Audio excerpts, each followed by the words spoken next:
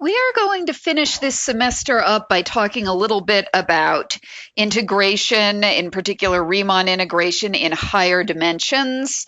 So to start off, let's recall some stuff we have not seen since last semester. This is the definition of a Riemann integral. So let's let a, b be a closed bounded interval in the real numbers.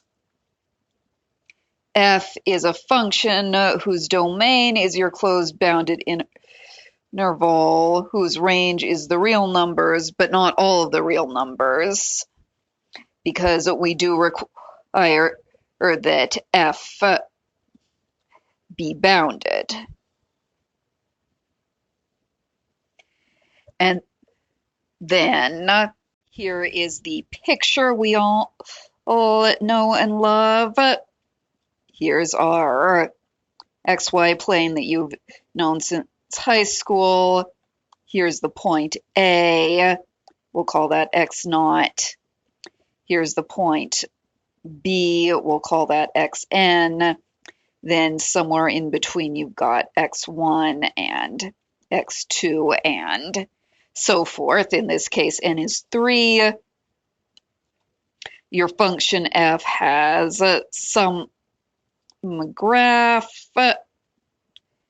And then to compute the integral, you compute Darboux sums. That is, you approximate your function from below from both below and above by rectangles.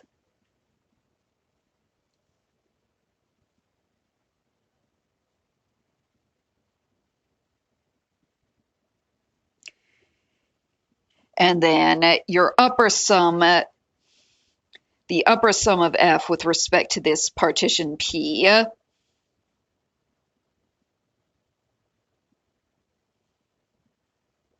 that's written as the sum from j equals 1 up to n. Then we write xj minus x sub j minus 1. And then I like to write out the supremum over the interval. And the infimum over the interval explicitly. Your book sometimes uses capital M's as a shorthand, which can be easy to write, but then you have to remember what they mean, and I would rather just write it out.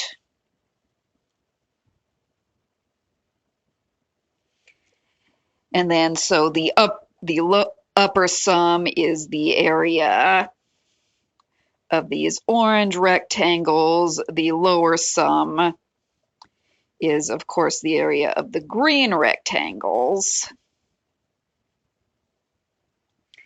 And if the supremum over all partitions P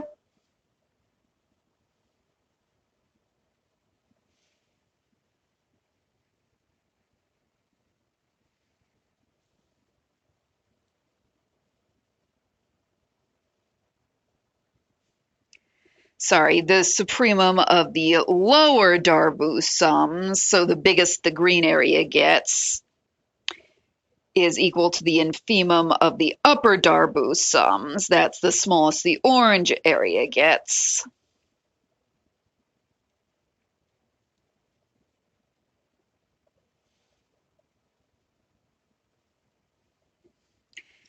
So if those two if the supremum and infimum are equal, we say that f is Riemann integrable on AB. Shorthand R of AB is the set of all bounded functions that are Riemann integrable on AB, and we write the integral of f as this supremum of L, which of course is the infimum of the U. So that is Riemann integration as we did it in chapter 3. And now, before we can generalize this, we need to think a little bit about what exactly a partition is. Back in chapter 3, we sort of viewed the partition as just being these points, these fence posts. So x0, x1, x2 up through xn. But going forward, we're going to need to have a better idea of what we really mean by a partition.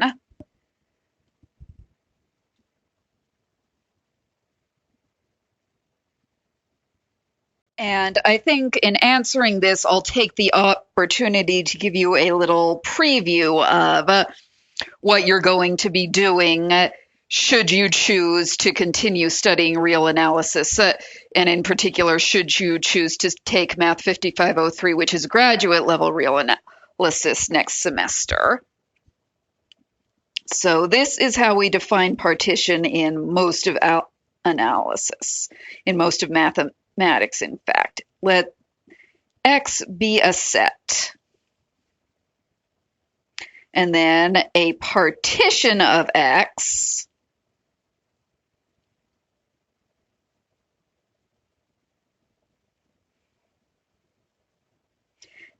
that is a collection of subsets, so a set of subsets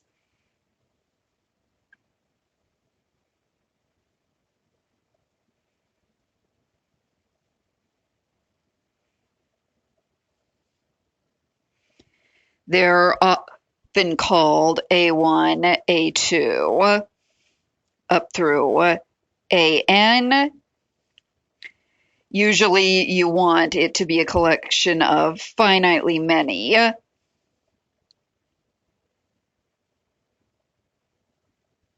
subsets with, you need the following two things. You need X to be the union of the AJs. So every point in X is in one of the AJs.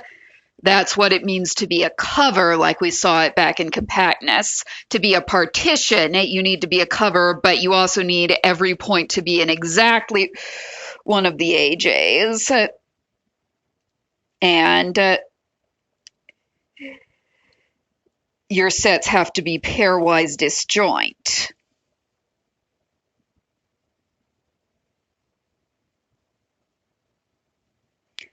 So each X in X is in exactly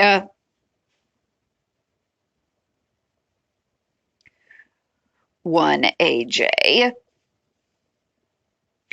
So you can think of this as, say, for example, X is the set of all citizens of the United States who are registered to vote, and then A1, A2 up through A50 or A51 is the set of citizens registered to vote in Arkansas or California or Hawaii or each of your states. Then everybody who's registered to vote is registered in exactly one state. And if you're registered in any state, then you're registered to vote in the national elections, for example.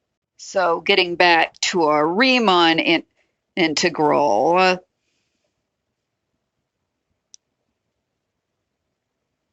so we can view the partition.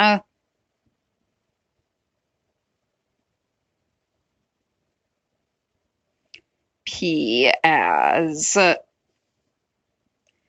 this collection. You could start with x0, go up to x1, x1, go up to x2,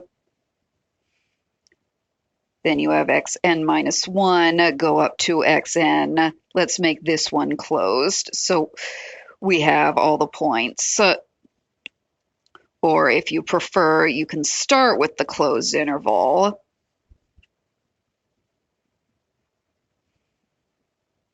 And then get half open intervals in the other direction.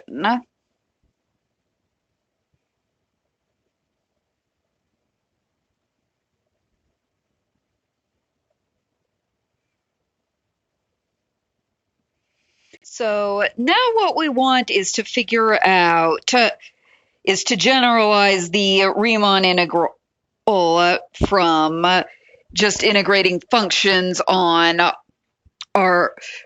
intervals in R1 to integrating on, let's say, arbitrary sets in R or P. So the question is, how can we define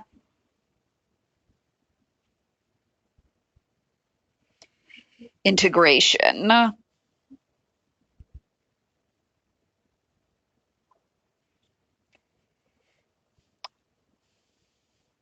in RP? Now let's write down a first draft of a definition of integration. So let's let X be a subset of RP, and let's say it is bounded. We only really know how to integrate on closed bounded integrals in R. We have to do these annoying limiting things if we want to integrate over unbounded intervals. So let's expect we'll do the same thing. And let's let F be a function whose domain is our set X and whose range is the real numbers. And we'll say this is a bounded function, so the supremum of f of x, where x is in our domain X, is finite, and so is the infimum. And then if P is a partition of X,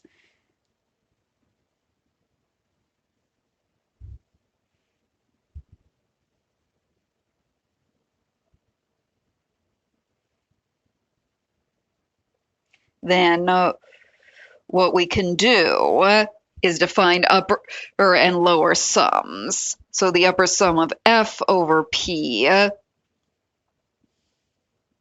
sum from j equals 1 to n, of the supremum over aj, that's the supremum of f of x over all x in aj, times the volume of aj. And we define the lower sum the same way.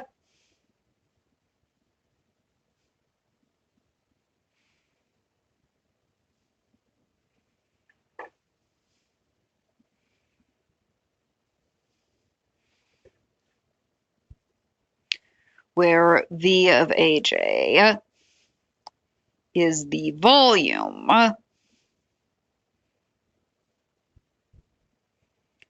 of A sub j. Then if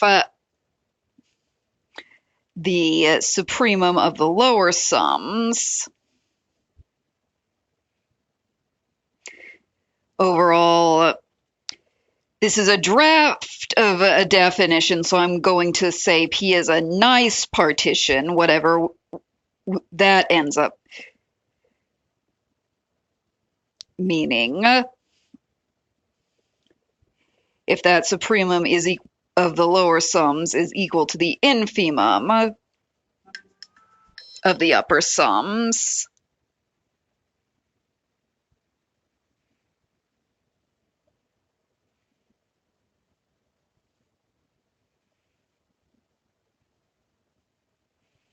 then we say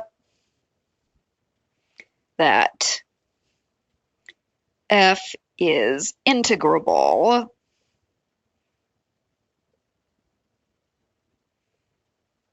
on x, and that the integral over x of f dv. That's the supremum of the lower sums, which by definition is equal to the infimum of the upper sums. So there is the draft of our definition of an integral, and here's the big problem with that is this volume idea. Now, a physical object, you can determine its volume by dropping it, for instance, in a bucket of water or a graduated cylinder and seeing how much the water level changes. But in mathematics, we're dealing with sets, and sets can be very, very, very strange. So what do we mean by the volume of AJ? So there are two approaches that you can take here.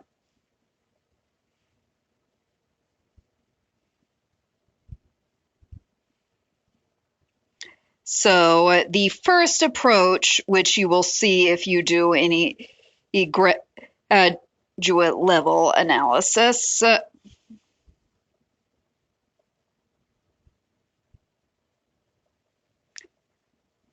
is to try to define what it means for the volume of an arbitrary set.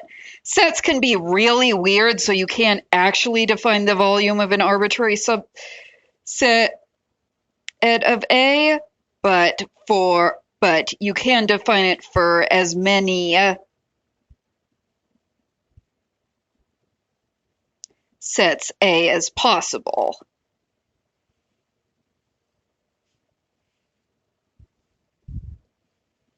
And a nice partition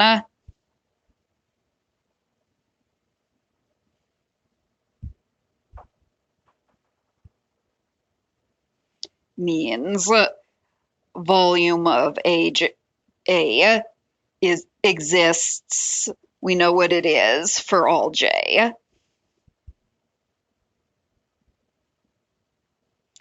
And that's what we do in graduate level analysis. You'll see that if you take graduate level analysis, and it takes over a month to get through all this. So we do not have time left in our semester, so that's not what we're going to do. So here's the second approach, is to consider partitions consisting only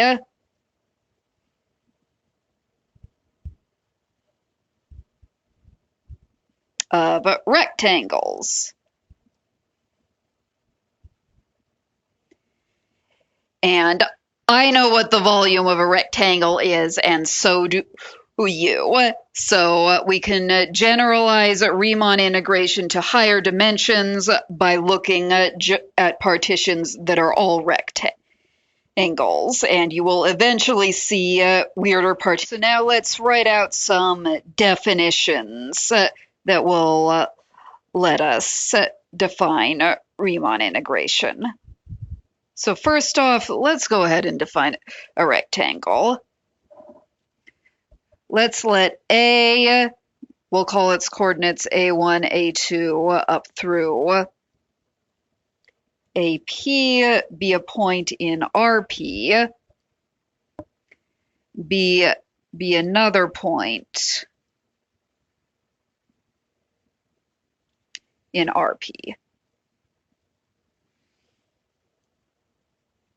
And then we're going to define, we're going to suppose that AK is less than or equal to BK for all K between 1 and P. So A is below and to the left in 2 dimensions, and the appropriate analog in higher dimensions. And then we're going to borrow our integral notation. So the closed interval from A to B, that's the interval A1, B1, you take the Cartesian product of that with A2, B2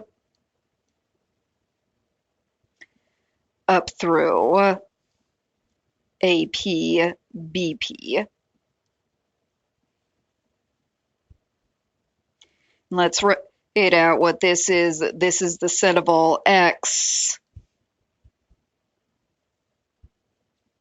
XP in RP, such that XK is between AK and BK for all K between 1 and P. So this is the closed rectangle with bottom left corner A, top right corner B. There is, of course, also the open rectangle.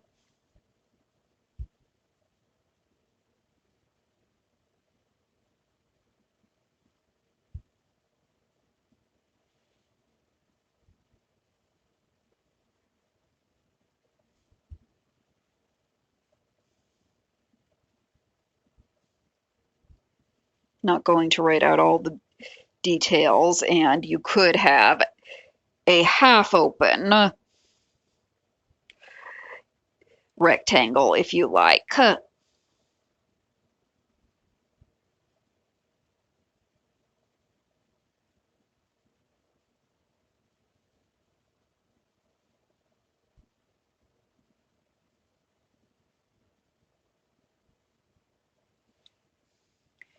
And we're going to call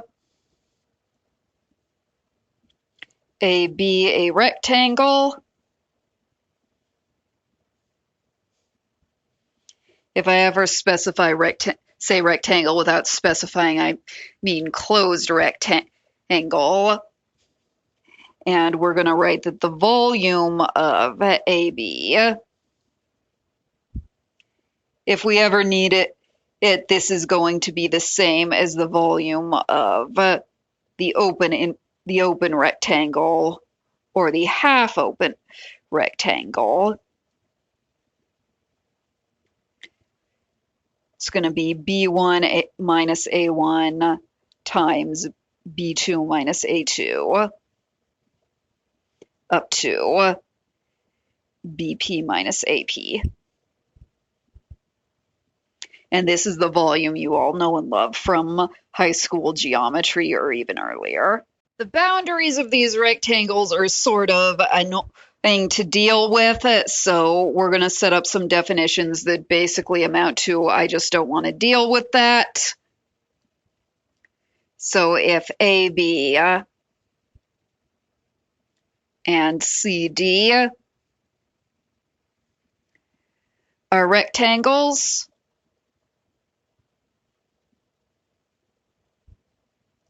we say that they are non-overlapping.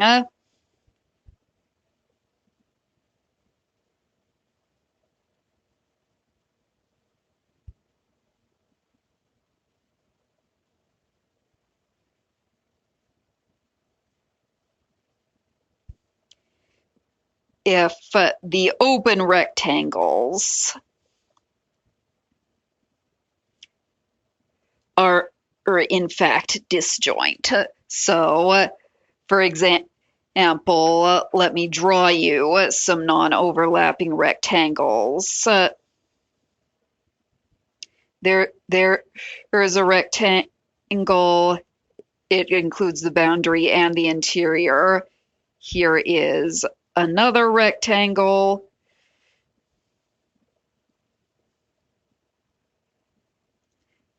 Boundary and interior. Here is yet a third rectangle.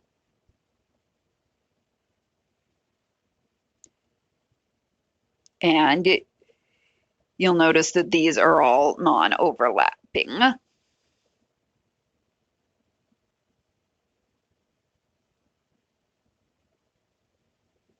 All right. Now, we are not going to work with partitions anymore. What we're going to work with instead is covers.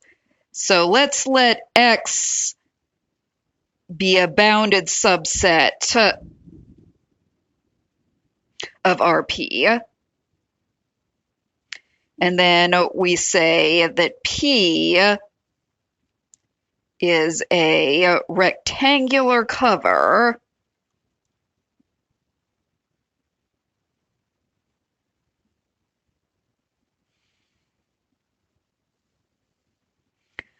of X if P is a collection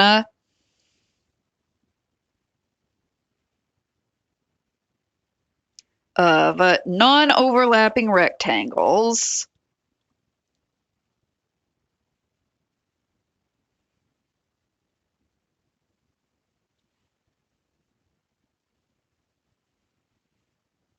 that covers X, with X contained in the union of all the rectangles in P. We remember from chapter 5 that compact sets are defined in terms of open covers, that is, collections of open sets where you union them up and you cover the set you care about. Rectangular covers are similar in that you use rectangles instead of open sets, but we have this extra condition that we'd like the rectangles to be non-overlapping, which is sort of close enough to being disjoint for our purposes. I should also specify that P is a collection of finitely many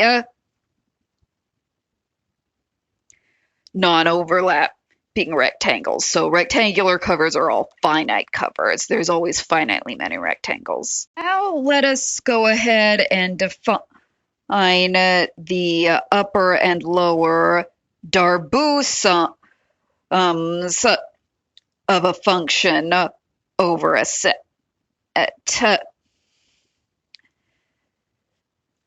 So here's how this definition works.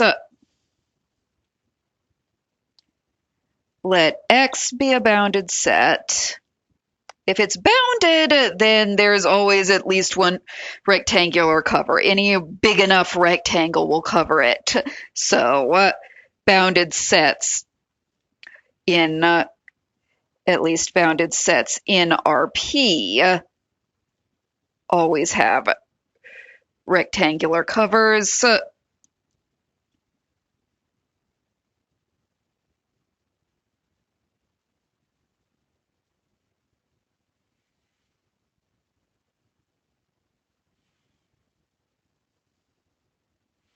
And we're going to let f be a function defined on X with range contained in the real numbers, but not all of the real numbers. We say we want f to be a bounded function from X to the real numbers. Then the upper Darboux sum of f over the rectangular cover P, I am probably going to say partition at some point. I don't mean partition, I mean cover. Is you take all the rectangles in P, you add you take their volume and you multiply it by the supremum over R, not of f, but of a helper function f twiddle. Define the lower sum.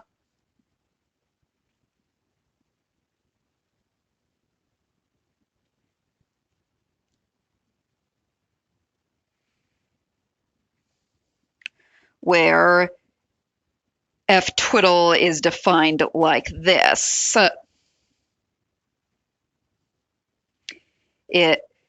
F twiddle of X is f of X if X is in our domain X is defined, and it's 0 if X is not in our domain. We can also write this another way.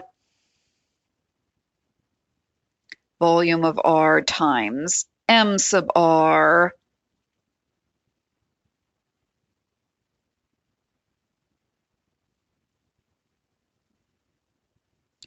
where, or if you prefer not to work with F twiddle your M sub r's, you can write them out explicitly. M sub r is equal to the following.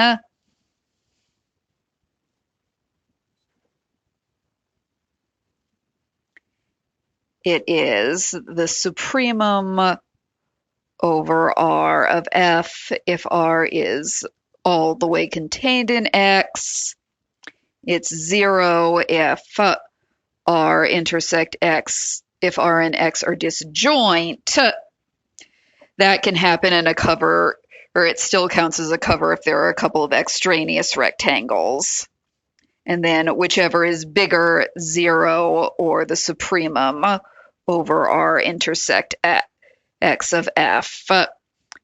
If neither of these are true, or if if the rectangle R contains some points that are in X and some points that are not. I will not write out what little m sub r is. I'm sure you can all figure it out. You just swap your supremum and your maximum for an infimum and a minimum.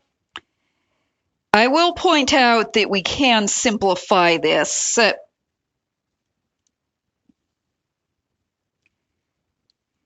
In one case, if f of x is non-negative for all x in X, then the upper sum of f over p, that's the sum over all rectangles in our partition that are not disjoint from X, volume of R, and now we can just take the regular old supremum of F.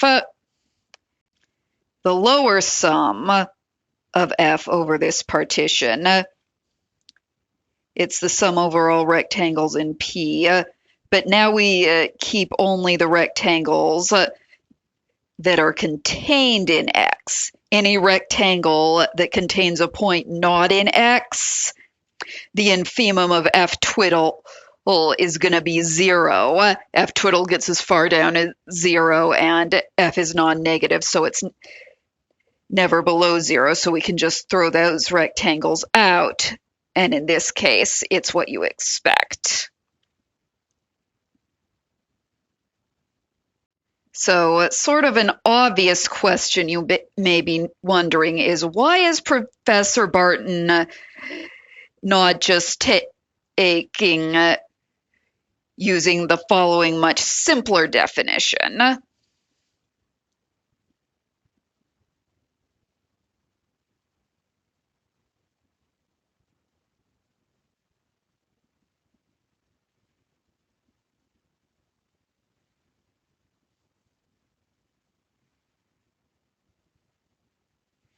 Why don't we just use one of these formulas we saw for non-negative functions and just generalize it?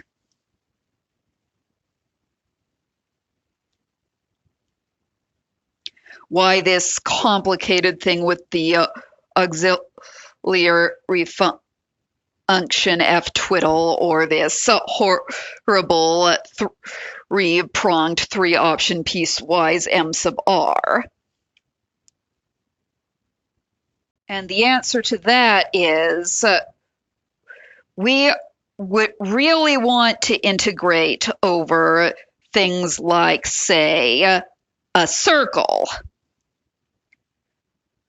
We would like to allow ourselves to integrate over circles. And we really want to do our integrals in terms of rectangles. So we don't want to have to insist on partition.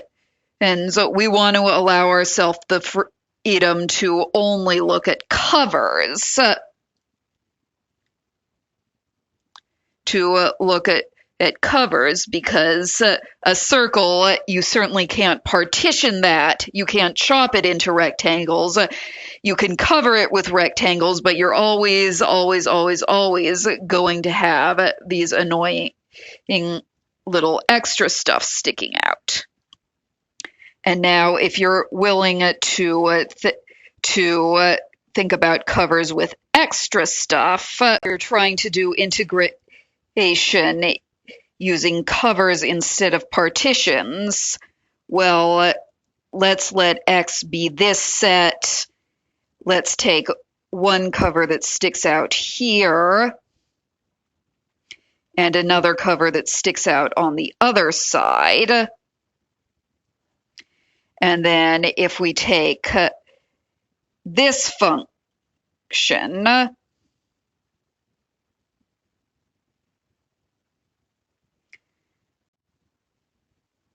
then our upper sum, we're going to get this very big block.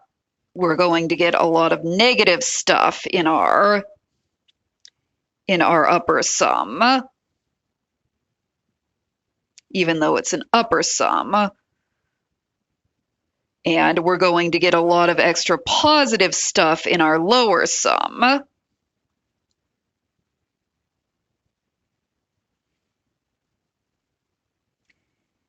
And so, if we do this,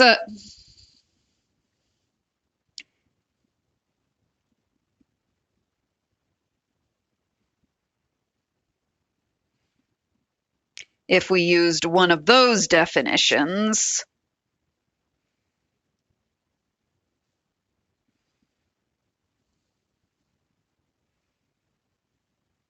we would not be able to guarantee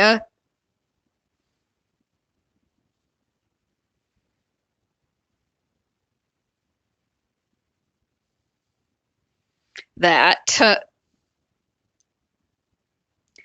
the upper sum of f over a certain partition was always bigger than the lower sum of f over a different partition.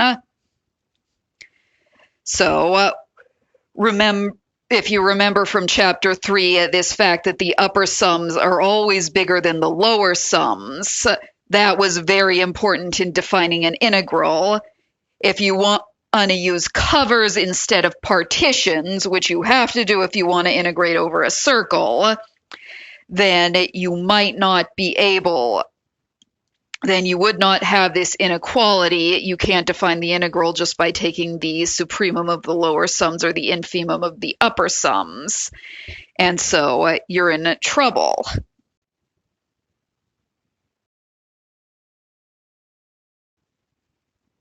Let's write down a couple more definitions. So let's let X be a subset of RP bounded.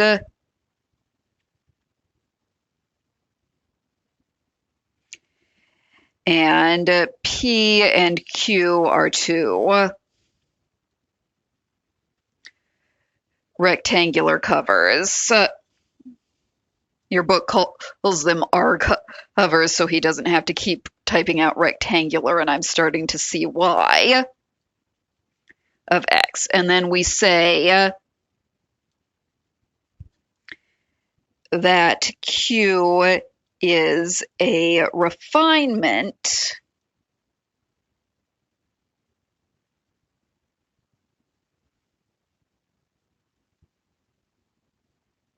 of P if whenever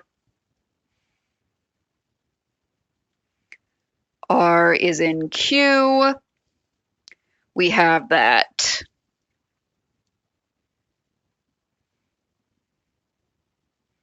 R is a subset of A for some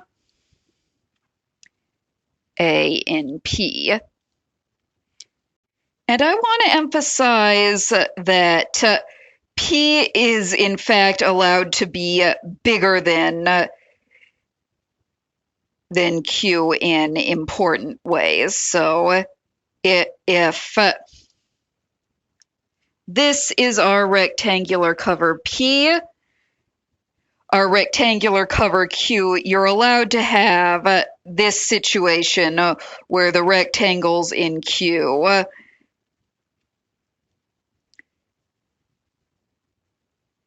they're smaller, where the rectangles in Q don't actually cover as much as the rectangles in P do. That's allowed to be a refinement. You're allowed to have extra stuff in the unrefined cover, just so long as P and Q are both covers of the same set X, which means every point in X is a point in Q. It's okay if there are some points that are covered by P that Q misses. Here is a proposition that you are going to prove on your homework that should look very familiar.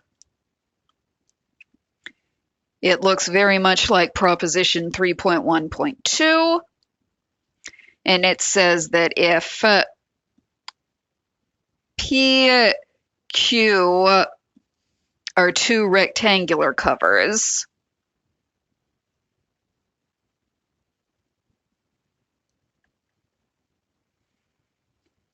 of X, and F is a bounded function from X to the real numbers,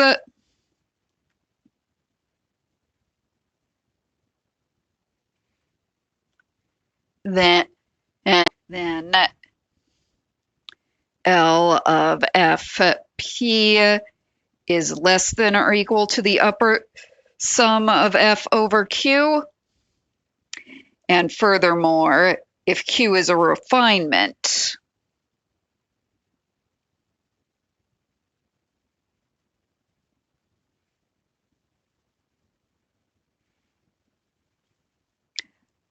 of P, then the lower and upper sums over Q are closer to each other than the lower and upper sums over P. And that's what you'll prove on your homework. And so now we are finally in a position to define the Riemann integral in higher dimensions.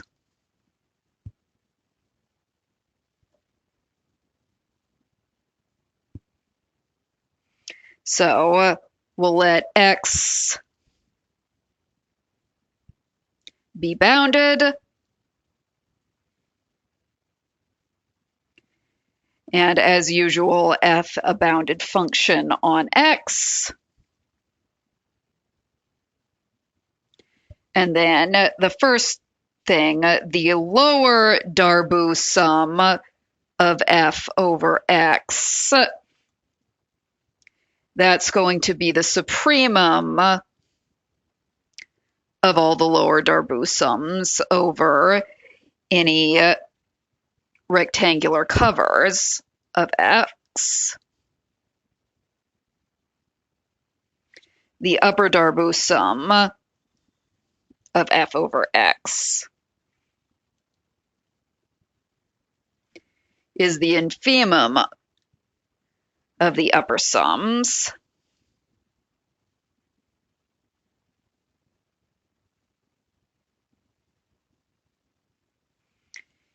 And then notice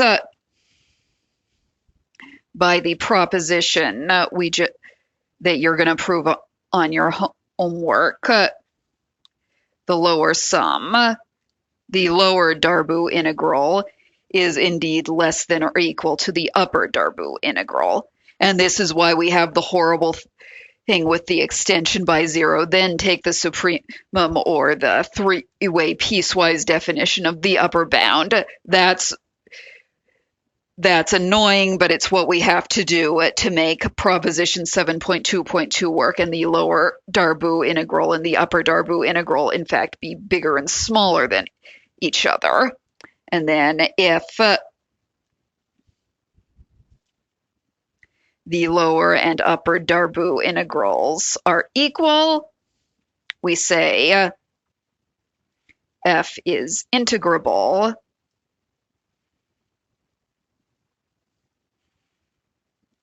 on x, and the integral over x of f dv is equal to your lower or upper Darboux integral. It's defined when they're equal, and it doesn't matter which one you pick.